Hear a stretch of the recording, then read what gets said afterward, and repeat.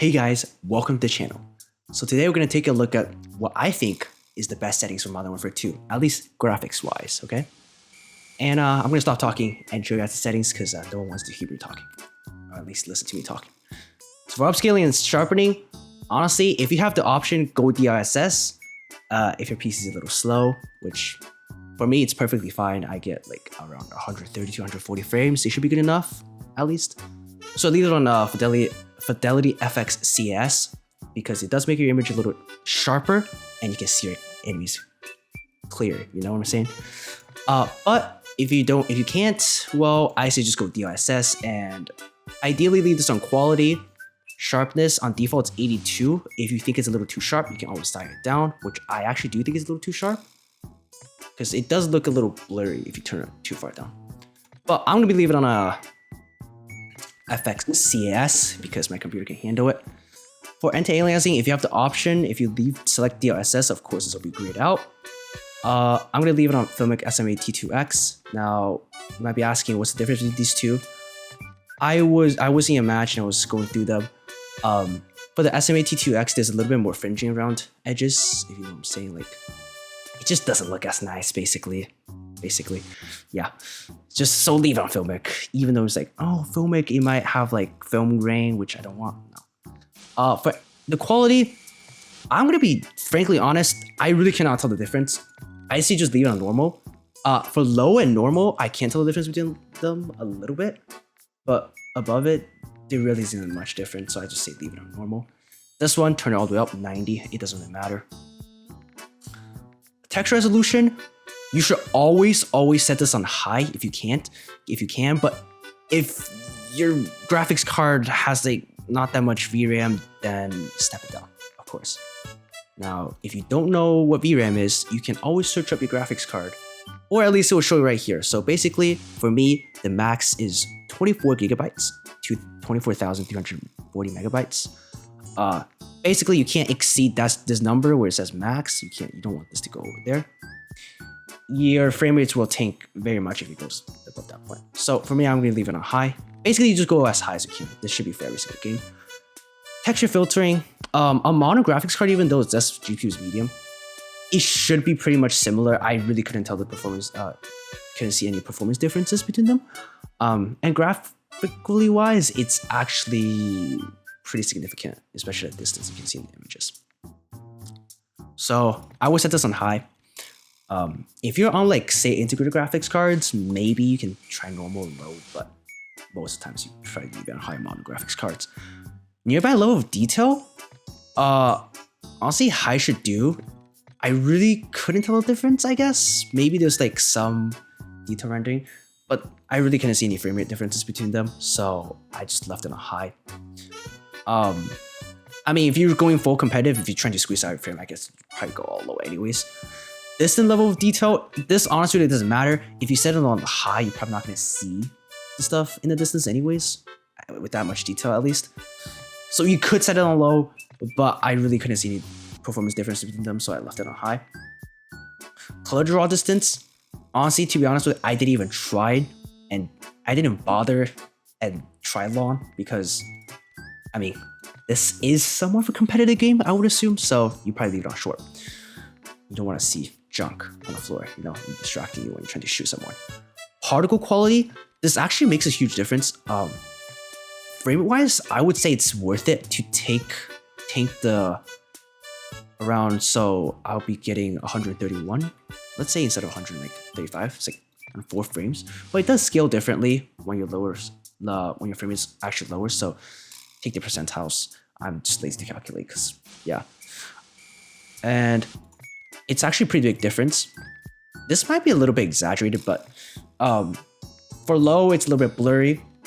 On high, it's not as blurry, so I would leave it on high. Particle quality level, I couldn't really tell the difference between any of these, so just leave it on high. It literally just says effect on VRAM. So if your VRAM can handle it, like, of course, going back to VRAM, it's this down here. Leave it on high. So bullet impact and sprays, this actually does a lot to the game. You probably want to leave this on because it makes it way more immersive because you can see the bullet impacts, of course. Shader quality, I would say go as high as you can. But if you are really low on the system, go low, because this usually for every game you probably want to go as high as you can. It changes the coloring of the game, makes it look more realistic, basically. Tessellation, you could go near if you want, but I left on all because I really couldn't see a difference between near and all in terms of frame rate, and frankly honest, in the graphics as well, but they're pretty much similar. I didn't see any frame rate differences, so I just went all. Terrain memory, you want to set this on max. On-demand texture streaming, you want to leave this on, but this doesn't really matter unless you're on a if your internet's like metered, like you have a limit on how much you're gonna download. You probably want to set this on so it doesn't take all your bandwidth, and before you know it, your internet service provider is like, you used your 1 terabyte, and now you get really slow internet. Don't want that to happen to you. Streaming quality, normal should do the job, but that's for the larger maps, so I didn't really test this one.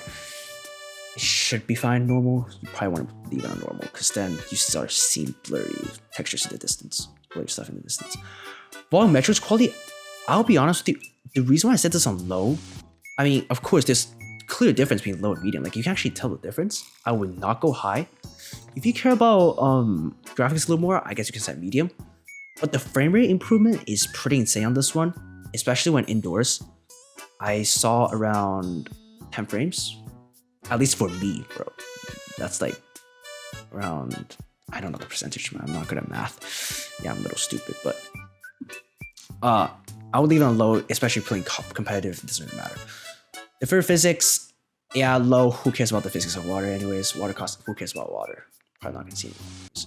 Shadow map resolution, there's a few frame of difference between them, but high and ultra, you really can't tell the difference anymore. Like, the higher you go, the less you can tell.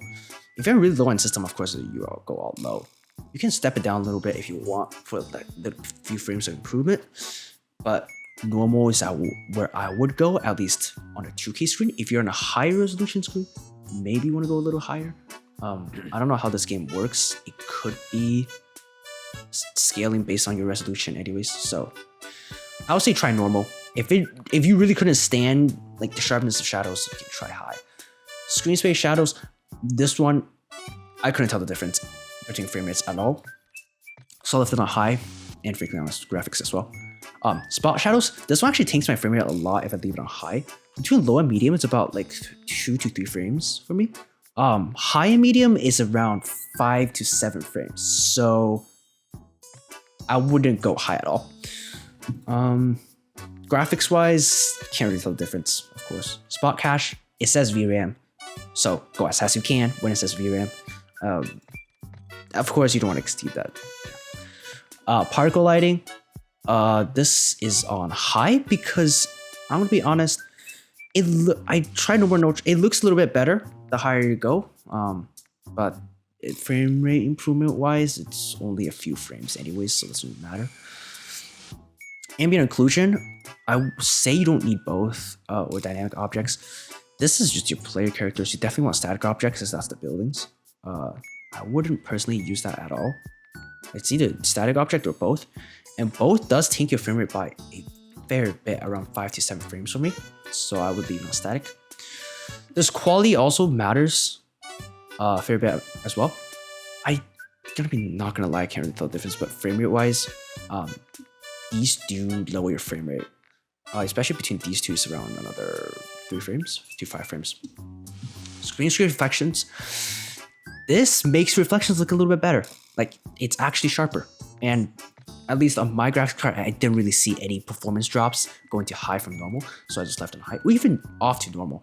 Maybe just my graphics card, your mileage may vary, because this usually is fairly demanding. Static reflection quality, I left it on high,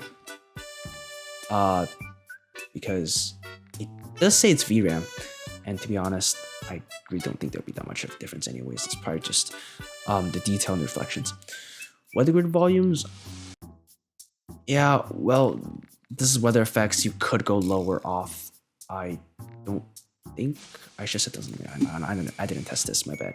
It doesn't really matter. To be honest with you, I might leave this off. I'm gonna just leave it on low. Don't really think it matters. If you have the Nvidia reflex, you definitely should enable it to at least on or on plus boost. It doesn't really matter, you probably leave it on plus boost. If you don't have it, if you have an AMD card or an Intel card or integrated graphics card, it doesn't matter, this is unnecessary. I don't like any of these. I would say turn them off if you're playing competitive. Depth of field off, motion blur off. Definitely no film grain. See, this is actual film grain now. And apply the settings. Yeah. And you should probably restart your game afterwards. Because some of these settings, they do require your game to restart. And also, if you don't mind, I'm gonna see the field of view. I left it on 110. I mean, this is just a personal preference. Default is definitely a little too low for me. I wouldn't say you want to play on default. At least 90, I would recommend. And yeah, that's about it. And some of these settings you can definitely lower if your computer really can't handle it. I'll say texture quality. This one you definitely want to lower the last. You really do not want to lower these. The other ones doesn't really matter. If you care about, and also shadows, shadow map resolution, I would say lower this one last, but you can probably run this on low anyways. The other ones, you really couldn't, like the difference isn't really big, but the main difference is if you run upscaling. Now, I forgot to mention this at the beginning. If you don't have like in the Nvidia graphics card, you won't be able to use DLSS or DLAA. DLAA doesn't really matter, but DLSS is the main thing because this actually improves the frame rate by a lot. For me, it will make my frame rate from around 127 to around 130 to around 160. So this is actually a pretty big difference. Of course, as I said, it does make your image look worse, but you can always try this. This will always work with whatever graphics card and Nvidia image scaling. Should probably run this on quality, ultra quality. The lower you go, the worse it will look because it will render your game at a lower resolution. But this is the sharpness. You can play on the sharpness. I wouldn't go too sharp. They don't have FSR 2.0, so thus I don't really recommend the FSR 1.0. If you're gonna use it, you can try Nvidia image scaling. XeSS is the Intel one. If you have an Intel graphics card, mind you, I doubt anyone would have an ARC. If you have an ARC, you know what you're doing, I suppose. At least I guess so. So I shouldn't explain this, but you probably wouldn't want to use this because it does actually take a bit of frame rate. It's a little slower than the other options. Even so, if you have an AMD graphics card that's a little slow, if you have an old graphics card, I would say try the image scaling. I mean, it should be there. Yeah, see, it supports all graphics cards. It should be there. Try this. Don't run on native. Try quality, ultra quality. This really depends on your internal resolution. Say it's the same with DLSS. So if you have a 2K screen, which I have right here, you can see right here. Oh, do you have a 3090? Yeah, 2560 by 1440. If it says that, I wouldn't. If it's below this number, I don't recommend going below quality for DLSS. You could try balance for 2K, which is what I'm on now. For 1080p, 1920 by 1080, do not go below quality or it will look really bad. If you're on a 4K screen, 3040 by 2160, you can try performance. I tried all the performance. I think renders at 1080p. Because there's more details anyways, so you can definitely go lower. So the higher your resolution is that you're rendering, you can set this lower. Usually though, I don't think anyone will be probably playing this game on 4K anyways, so set it on quality. Sharpness, you can play around with it. I wouldn't go below 75 because it becomes really hard to spot enemies in the distance below that number. I would say like, yeah, I'm gonna leave it on 75. But if you have the ability to, I always leave it on CAS. Anyways, yeah, I think that's everything. It took a while. I'm probably gonna have this all down in the description, like the actual settings. Explanations, watch the video, and I hope you're staying safe. I hope you have a good day, I guess, and I hope you have fun playing this game because this game is actually somewhat rage-inducing. Thank you for watching.